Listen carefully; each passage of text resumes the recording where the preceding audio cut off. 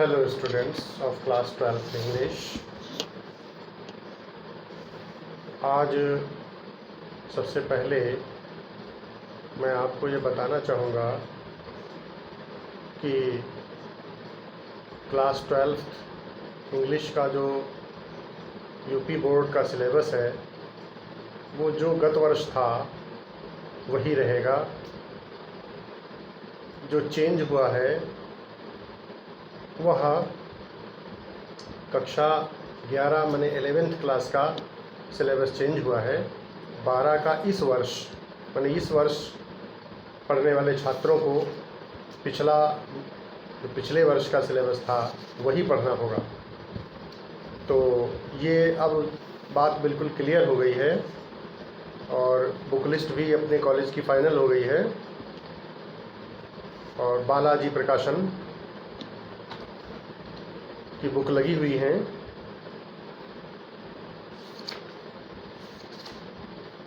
आप बुक्स अपनी अरेंज कर सकते हैं, खरीद सकते हैं। तो अब हम लोग जो हमारा रियल सिलेबस है जो इस वर्ष पढ़ना है उसको शुरू करते हैं। तो इसमें प्रोज में अपना फर्स्ट चैप्टर है a girl with a basket. Let us start the first lesson, first chapter in prose a girl with a basket, written by William C Douglas. ये अपना पहला चैप्टर है a girl with a basket, टोकरी वाली लड़की।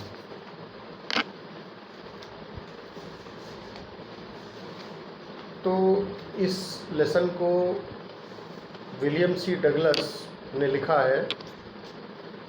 पहले आइए हम लोग ये जाने कि विलियम सी डगलस कौन थे।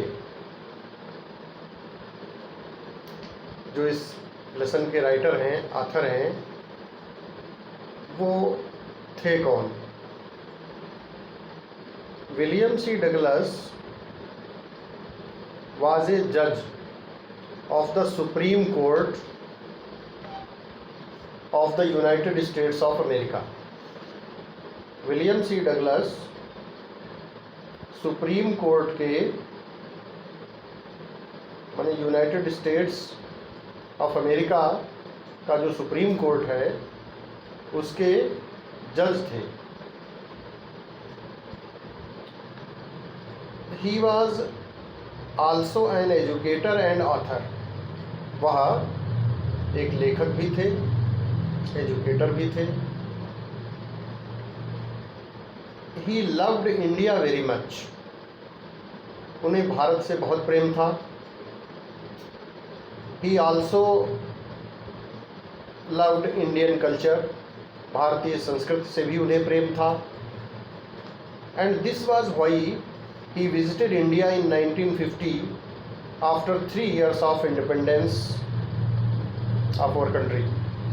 और यही कारण था कि हमारे देश की स्वतंत्रता के 3 वर्षों के बाद 1950 में वो भारत भ्रमण पर आए, भारत को भ्रमण करने के लिए आए।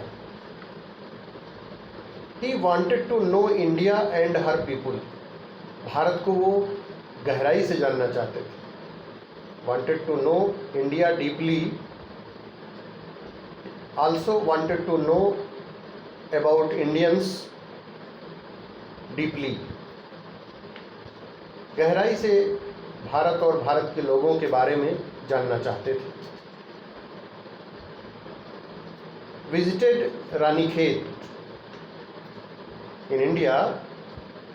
He made a journey from Delhi, New Delhi to Ranikhet, a very beautiful hill station now in Uttarakhand,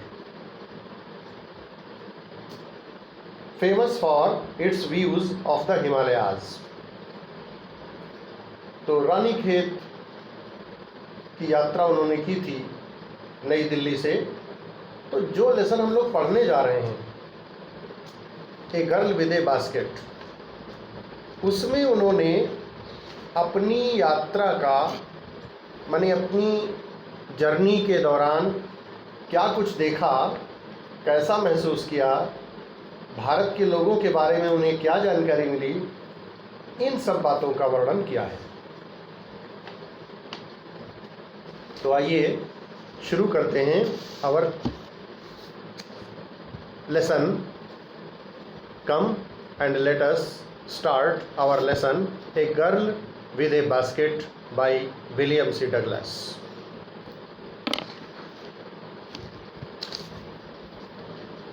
The author had left New Delhi for the Himalayas. Writer ने लेसन आई से शुरू किया है। I had left, I stands for the writer. The writer had left New Delhi for the Himalayas.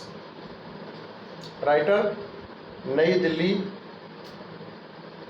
से हिमालय के लिए रवाना हो गया। आप जानते हैं कि रानीखेत एक हिल स्टेशन है, तो मैंने वहाँ के लिए वो रवाना हो गया, चल पड़ा। He was going as far as Bareilly by train.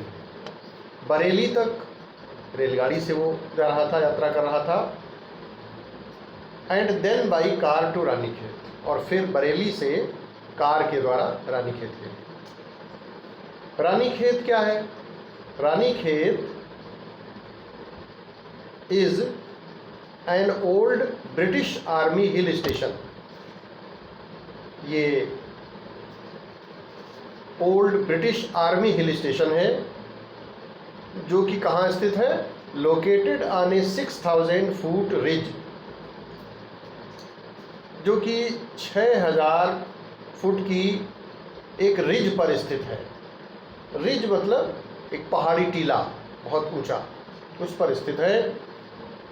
Opposite A 120 mile stretch of snow capped Himalayas, जो स्नो कैप्ड हिमालयाज हैं, बर्फ से ढके हुए हिमालय पर्वत पहाड़, उसके सामने स्थित है।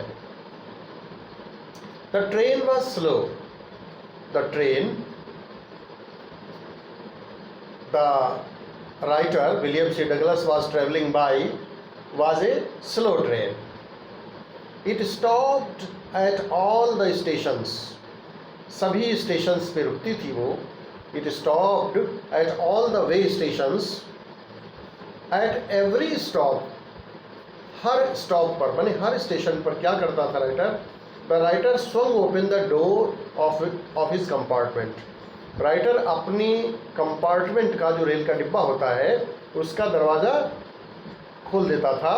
swung open the door मतलब दरवाज़ा खोल देता था। and walked the platform, और प्लेटफॉर्म पर घूमता था, टहलता था, थोड़ा चलता था। The platforms were packed with people. Platforms जो थे वहाँ बहुत सारे लोग थे। Sikhs, Muslims, Hindus, soldiers, merchants, priests, porters.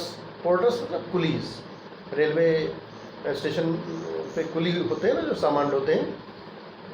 Beggars, भिखारी लोग, हॉकर्स, फेरी वाले, ये सब लोग, बहुत सारे लोगों से प्लेटफॉर्म्स खचाखच भरे हुए थे। Platforms, the platforms were packed with people.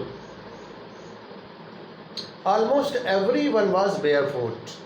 करीब करीब, almost मतलब करीब करीब हर व्यक्ति नग्न पैर था।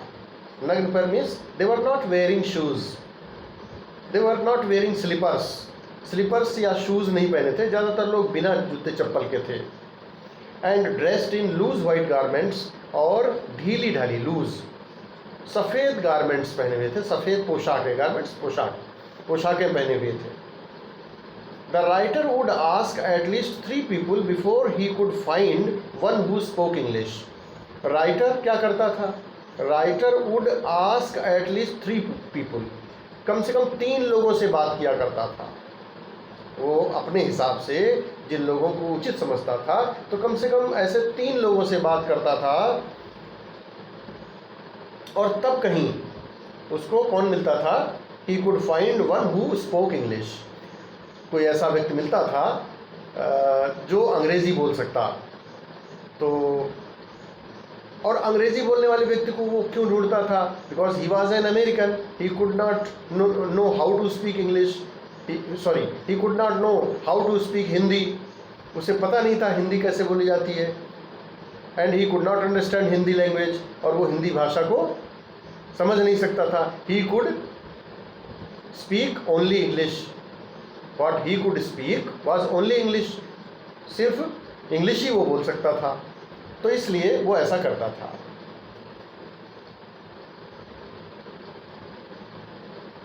The author would talk world affairs with them, और उन इंग्लिश नोइंग पर्सन से, जो अंग्रेजी जानने वाले लोग होते थे, हु कुड स्पीक इंग्लिश, जो इंग्लिश बोल सकते थे, उनके साथ क्या करता था? वर्ल्ड अफेयर्स के बारे में, माने दुनिया में, वर्ल्ड में जो एक्टिविटीज़ चल रही होती थी उनकी बातचीत करता था।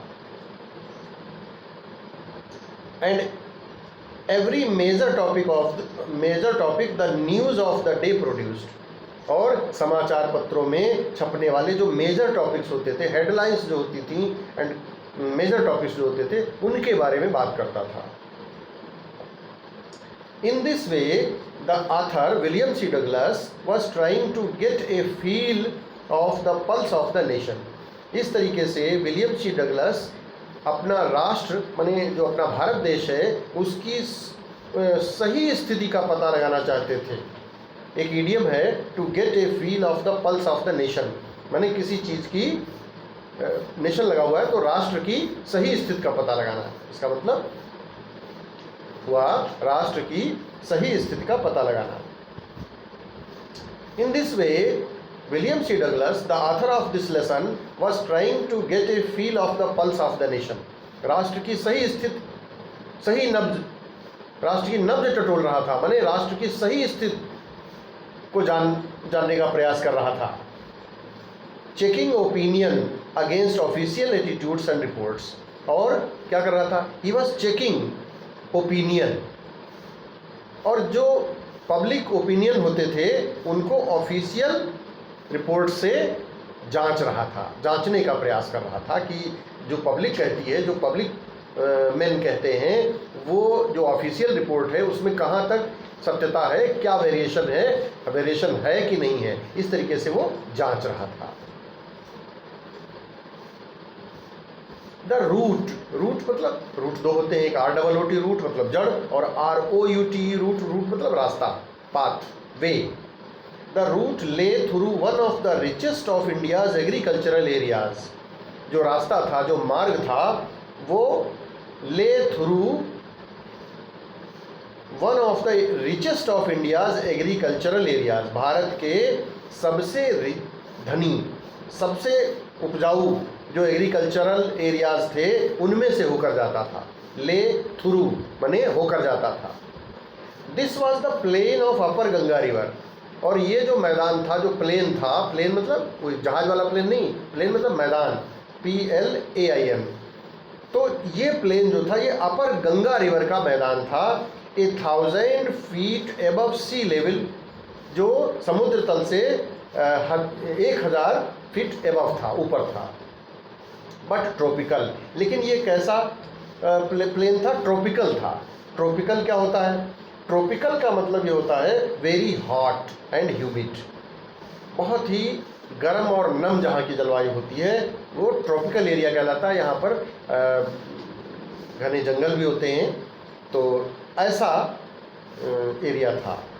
The Ganga was brown silt, और जिस समय विलियम सी डगलस यात्रा कर रहे थे, at the time when William C Douglas made his journey, the Ganga was brown silt. जो गंगा थी, गंगा रिवर, वो उसका जो वो कैसी थी, उसका जल कैसा था? ब्राउन सिल्ट, मटमैले रंग का था। स्वोलन सिल्ट रेत जो होता है ना नदियों का, उसको कहते हैं, बढ़िया जो सैंड, बालू जो होती है। Swollen with flood waters, swell माने फूलना होता है, तो स्वोलन मतलब फूली हुई माने उबराई हुई थी। गंगा में बहुत बाढ़ आई हुई थी, बहुत जल था। स्वोलन विद फ्लड वाटर, बाढ़ के पानी से उबराई हुई थी। It's overflow inundating thousands of acres of rice, इसका जो ओवरफ्लो था, ओवरफ्लो मतलब जब बहुत, आप देखते हैं ना ग्लास में जैसे जल भरते चले जा रहे हैं, फिर ऊपर से निकल जाता है, ओवरफ्लो हो जाता है, बाहर गिर जाता है। तो ऐसे ही जो नदियाँ होती हैं उनका भी बरसात में, रेनी सीजन में क्या होता है, ओवरफ्लो होता है। तो उसका जो ओवरफ्लो था गंगा रिवर का, inundating thousands of acres of rice, हजारों एकड़ राइस की जो फील्ड्स थी उनको डुबो रहा था, माने जलमग्न कर रहा था। To the north were jungles, उत्तर की ओर जंगल थे, जंगल, ग्रेट एक्सपेंसेस ऑफ ग्रास, और ये जंगल कैसे थे, विस्तृत मैदान, ग्रेट एक्सपेंसेस, एक्सपेंस मतलब फैलाव, विस्तार, बड़ा लंबा विस्तार था, काहे का, ऑफ ग्रास, घास का, higher than a man's head, और वो घास कैसी थी, जिसको हम अपनी भाषा में उरकैया फूस कह सकते हैं, जो कि मनुष्य के सिर के बराबर या इससे ऊंचे तक ऐसी जो है वो घास थी। Grass higher than a man's head and unbroken, और बड़ी दूर दूर तक ये घास लगी हुई थी। अनब्रोकन, ब्रेक माने टूटना, अनब्रोकन माने बिना टूटे हुए, मतलब बहुत दूर तक फैली हुई थी। जो जंगल थे बहुत दूर तक फैले हुए थे, और वे जंगल कैसे थे, मतलब ऐसे जंगल थे जो जो एक प्रकार की घास जो लगी हुई थी, जिसको अभी मैंने बताया कि वो उरकैया, फूस, ये सब कह सकते हैं। तो वे मनुष्य के सिर के बराबर या इससे ऊंची ऊंची घास थी। And unbroken except for an occasional clump of trees, और कहीं कहीं क्या होता था, ट्रीज के क्लम्प मतलब ग्रुप। कभी कभी आपने देखा होगा कि ट्रैवल जर्नी करते समय, आप जैसे ट्रेन से जर्नी कर रहे हैं तो आप देखते हैं कई पेड़ों का झुंड एक जगह लगा होता है, उसको क्लम्प ऑफ ट्रीज कहते हैं। तो यदा कदा, ओकेजनल मतलब यदा कदा उसको क्या दिखाई पड़ता था, क्लम्प ऑफ ट्रीज, माने पेड़ों के झुंड दिखाई पड़ जाते थे, जहाँ पर 5-5, 6-6, 8-8, 10-10 पेड़ एक जगह लगे होते थे।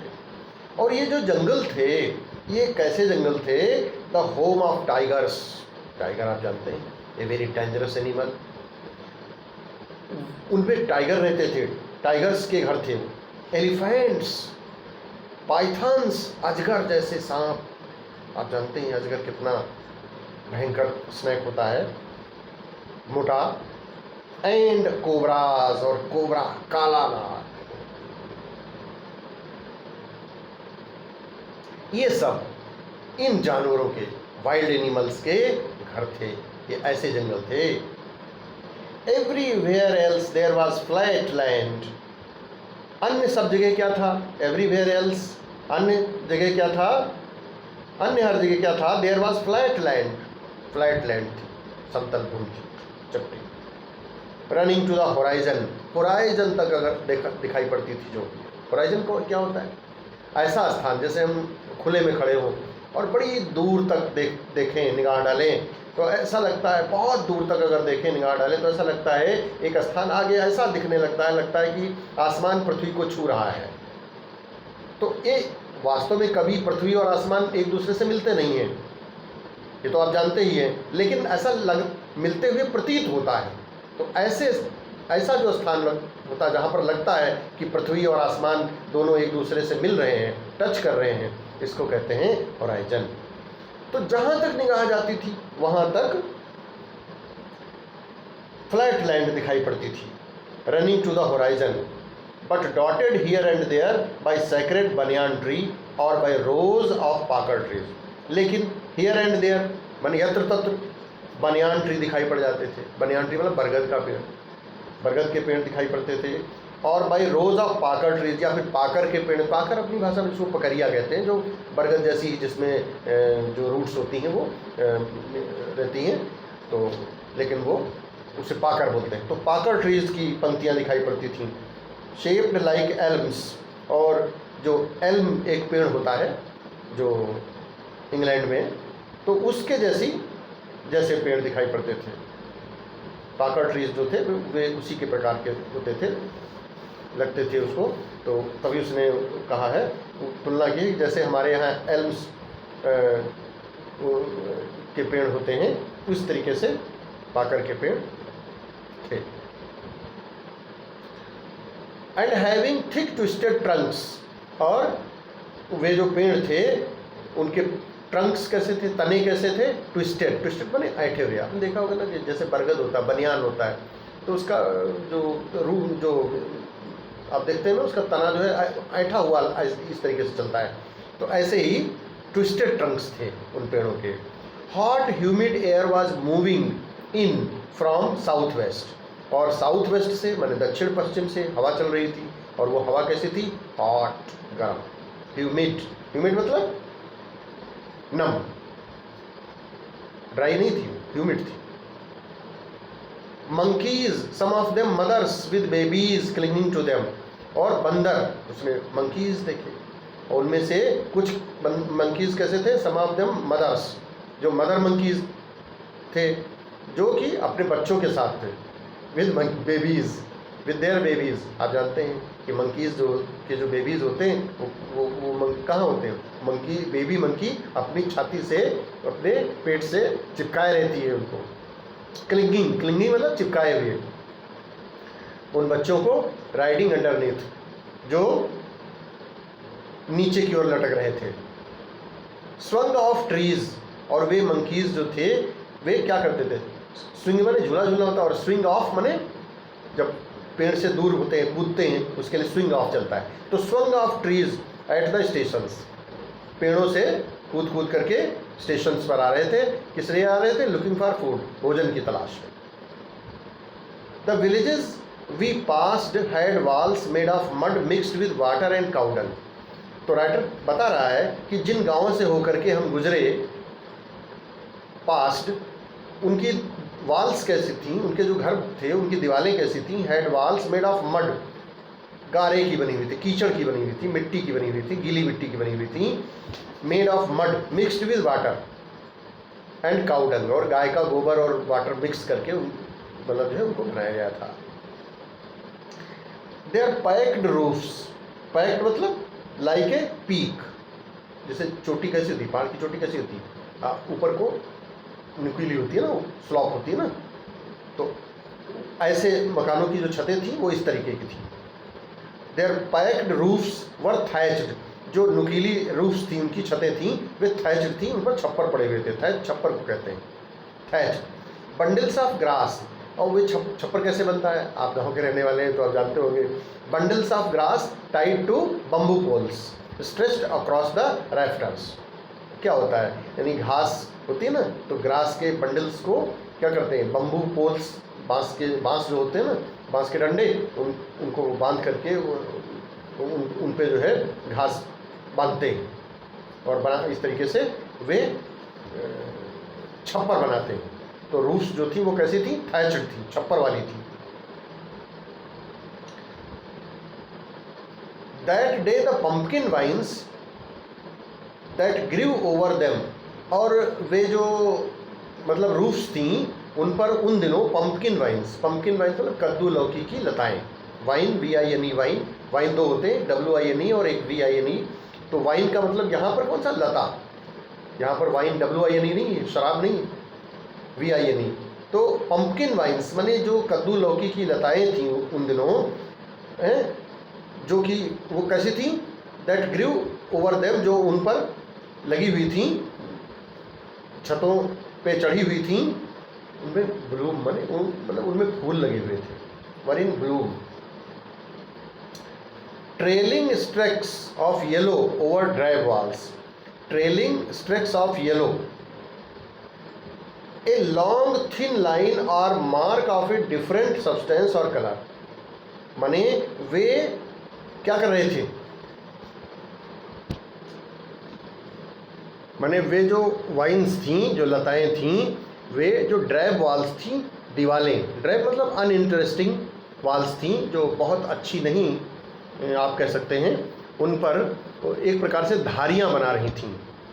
धारियां, आप जैसे ना कोई चीज़ ऊपर से नीचे से ऊपर तक चढ़ती है या ऊपर से नीचे की ओर लटकती है, तो लताएं अक्सर जो है क्या करती हैं, ऊपर से नीचे नीचे से ऊपर को चढ़ती हैं और फिर लटक भी जाती हैं। तो इस तरीके से उन दीवारों पर धारियां बना रही थीं, वे लताएँ। तो आज यहीं तक अपना लेसन पढ़ते हैं और फिर आगे का लेसन हम नेक्स्ट टर्न पे पढ़ेंगे और इसका PDF भी बनाएंगे, वो भी आपको भेजेंगे। आप किसी प्रकार की चिंता मत करिए, मैं आपको सब अब सिलेबस क्लियर हो गया है, हर चीज़ बहुत अच्छी तरीके से आपको पढ़ाऊँगा और आप have faith in me. Thank you.